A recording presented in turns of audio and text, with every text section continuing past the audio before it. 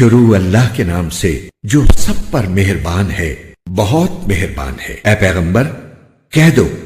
میرے پاس وحی آئی ہے کہ جنات کی ایک جماعت نے قرآن غور سے سنا اور اپنی قوم سے جا کر کہا کہ ہم نے ایک عجیب قرآن سنا ہے جو راہ راست کی طرف رہنمائی کرتا ہے، اس لیے ہم اس پر ایمان لے آئے ہیں، اور اب اپنے پروردگار کے ساتھ کسی کو عبادت میں ہرگز شریک نہیں مانیں گے۔ اور یہ کہ ہمارے پروردگار کی بہت اونچی شان ہے، اس نے نہ کوئی بیوی رکھی ہے اور نہ کوئی بیٹا، اور یہ کہ ہم میں سے بے وقوف لوگ اللہ کے بارے میں ایسی باتیں کہتے تھے جو حقیقت سے بہت دور ہیں، اور یہ کہ ہم نے یہ سمجھا تھا کہ انسان اور جنات اللہ کے بارے میں جھوٹی بات نہیں کہیں گے، اور یہ کہ انسانوں میں سے کچھ لوگ جنات کے کچھ لوگوں کی پناہ لیا کرتے تھے، اس طرح ان لوگوں نے جنات کو اور سر پر چڑھا دیا تھا۔ اور یہ کہ جیسا گمان تم لوگوں کا تھا، انسانوں نے بھی یہی گمان کیا تھا کہ اللہ کسی کو بھی مرنے کے بعد دوسری زندگی نہیں دے گا، اور یہ کہ ہم نے آسمان کو ٹٹولنا چاہا تو ہم نے پایا کہ وہ بڑے سخت پہرے داروں اور شعلوں سے بھرا ہوا ہے، اور یہ کہ ہم پہلے سن گن لینے کے لیے آسمان کی کچھ جگہوں پر جا بیٹھا کرتے تھے، لیکن اب جو کوئی سننا چاہتا ہے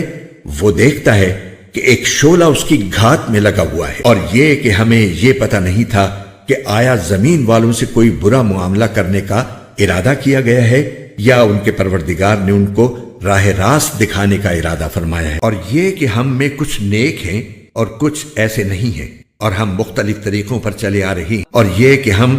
یہ سمجھ چکے ہیں کہ نہ ہم زمین میں اللہ کو عاجز کر سکتے ہیں اور نہ کہیں اور بھاگ کر اسے بے بس کر سکتے ہیں۔ اور یہ کہ جب ہم نے ہدایت کی بات سن لی تو ہم اس پر ایمان لے آئے، چنانچہ جو کوئی اپنے پروردگار پر ایمان لے آئے تو اس کو نہ کسی گھاٹے کا اندیشہ ہوگا اور نہ کسی زیادتی کا۔ اور یہ کہ ہم میں سے کچھ تو مسلمان ہو گئے ہیں اور ہم میں سے اب بھی کچھ ظالم ہیں، چنانچہ جو اسلام لا چکے ہیں انہوں نے ہدایت کا راستہ ڈھونڈ لیا ہے۔ اے وہ لوگ جو ظالم ہیں تو وہ جہنم کا ایندھن ہے۔ اور اے پیغمبر اہل مکہ سے کہو کہ مجھ پر یہ وحی بھی آئی ہے کہ اگر یہ لوگ راستے پر آ کر سیدھے ہو جائیں تو ہم انہیں وافر مقدار میں پانی سے سیراب کریں تاکہ اس کے ذریعے ان کو آزمائیں، اور جو کوئی اپنے پروردگار کی یاد سے منہ موڑے گا اللہ اسے چڑھتے ہوئے عذاب میں پرو دے گا۔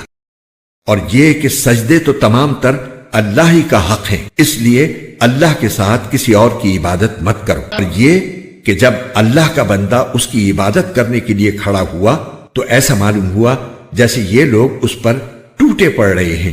حضور نبی کریم کو جس طرح انسانوں کے لیے پیغمبر بنایا گیا تھا، اسی طرح آپ جنات کے لیے بھی پیغمبر تھے،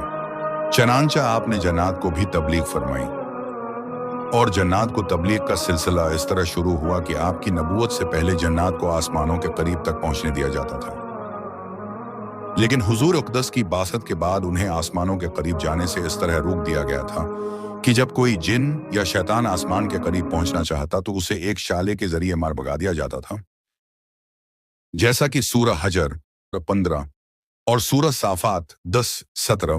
میں گزر چکا ہے۔ صحیح بخاری کی روایت میں ہے کہ جنات نے جب اس بدلی ہوئی صورت حال کو دیکھا تو ان کے دل میں یہ جستجو پیدا ہوئی کہ اس تبدیلی کی وجہ کیا ہے کہ اب انہیں آسمان کے پاس بھی پھٹکنے سے روک دیا جاتا ہے۔ اس غرض کے لیے ان کی ایک جماعت دنیا کا دورہ کرنے کے لیے نکلی۔ یہ وہ وقت تھا جب آن حضرت طائف سے واپس تشریف لا رہے تھے اور نخلا کے مقام پر پڑاؤ ڈالے ہوئے تھے۔ وہاں آپ نے فجر کی نماز میں قرآن کریم کی تلاوت شروع کی تو جنات کی یہ جماعت اس وقت وہاں سے گزر رہی تھی۔ اس نے یہ کلام سنا تو وہ اسے اطمینان سے سننے کے لیے رکھ گئے۔ حضور نبی کریم کی مبارک زبان سے فجر کے وقت قرآن کریم کے پر اثر کلام نے ان کے دل پر ایسا اثر کیا کہ وہ جنات مسلمان ہو گئے اور پھر اپنی قوم کے پاس بھی اسلام کے داعی بن کر پہنچے۔ انہوں نے اپنی قوم سے جا کر جو باتیں کی، ان آیات میں اللہ تعالی نے ان کا خلاصہ بیان فرمایا ہے۔ اس واقعے کی طرف مختصر اشارہ سورہ احقاف 23 میں بھی گزر چکا ہے۔ اس کے بعد جنات کے کئی وفود آن حضرت کی خدمت میں آئے اور آپ نے انہیں تبلیغ و تعلیم کا فریضہ انجام دیا۔ اس سے مراد کفر، شرک اور بد عقیدگی کی باتیں ہیں، یعنی اب تک جو ہم غلط عقائد رکھتے رہے۔ اس کی وجہ یہ تھی کہ سارے انسان اور جنات یہی عقائد رکھتے تھے، اس لیے خیال یہی ہوا کہ اتنے سارے لوگ جھوٹے عقائد نہیں رکھتے ہوں گے، चनांचा हम उनकी तकलीद में उन्हीं अकायद के कायल रहे। जमाना जाहिलियत में जब लोग अपने सफर के दौरान किसी जंगल में क़याम करते तो इस जंगल के जन्नात की पनाह मांगते थे, यानी इस जंगल के जन्नात से ये दरख्वास्त करते थे कि वो उन्हें अपनी पनाह में लेकर तकलीफ पहुंचाने वाली मखलूकात से बचाएं। इस अमल से जन्नात ये समझ बैठे कि हम इंसानों से अफजल हैं क्योंकि वो हमारी पनाह के महताज हैं। इस तरह उनकी गुमराही में और इजाफा हो गया। इस फकरे में जन्नात अपनी कौम के दूसरे जन्नात से कह रहे हैं कि जिस तरह तुम आखिरत के कायल नहीं थे, इसी तरह इंसान भी उसके कायल नहीं थे। लेकिन अब ये बात गलत साबित होगी। ये वही बात है जिसका जिक्र हाशिया नंबर 1 में ऊपर गजरा है कि जन्नात को आसमान के करीब पहुंचने से भी रोक दिया गया है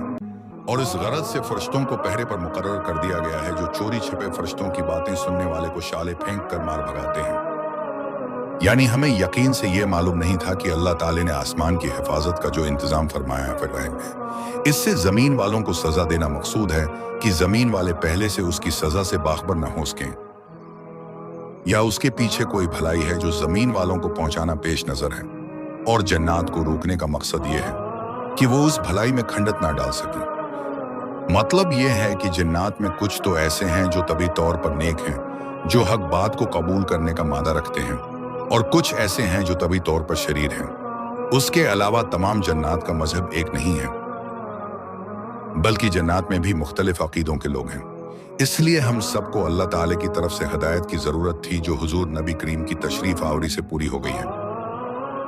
अब जन्नात का वाकया सुनना कर अहल मक्का से फरमाया जा रहा है कि जिस तरह ये जन्नात हक तलबी का सबूत देकर ईमान ले आए, उसी तरह तुम्हें भी कुरान करीम पर ईमान ले आना चाहिए। और अगर तुमने ऐसा किया तो अल्लाह ताला तुम्हें बारिशों से सिराब फरमाएंगे। बारिशों का जिक्र खास तौर पर इसलिए फरमाया गया है कि इस वक्त अहल मक्का कहत में मुब्तला थे। बयान अल कुरान। इस जुमले का दूसरा तर्जमा यूं भी हो सकता है कि तमाम मस्जिदें अल्लाह की हैं। अल्लाह के बंदे से यहां मुराद हुजूर इक़दस अल्लाह हैं। और टूटे पड़ने का मतलब एक तो ये मुमकिन है काफिर लोग आपके अर्द गर्द जमा होकर ऐसा अंदाज इख्तियार करते थे जैसे वो आप पर हमला कर दें, और बाद मुफस्सिरीन ने उसका मतलब ये बयान किया है कि जब आप इबादत के दौरान कुरान करीम की तिलावत फरमाते तो कुरान सुनने के लिए आपके गर्द जिनात के ठिठ लग जाते थे।